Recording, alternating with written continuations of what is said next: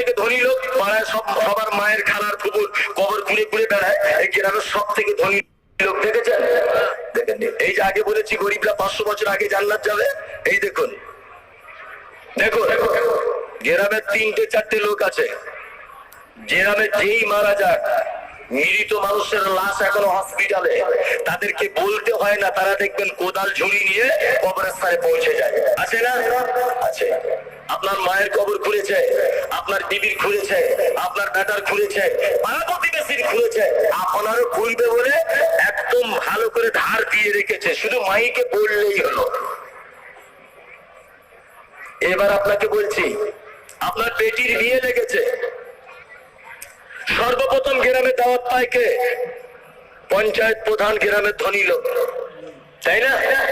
এরা আগে আগে দাওয়াত পায়। আপনার বেটির বিয়েতে কোনোদিন ওই লোকটার কথা মনে পড়ে যে লোকটা আপনার স্ত্রীর কবর খুঁড়েছিল, আপনার বাপের কবর খুঁড়েছিল, আপনার বেটি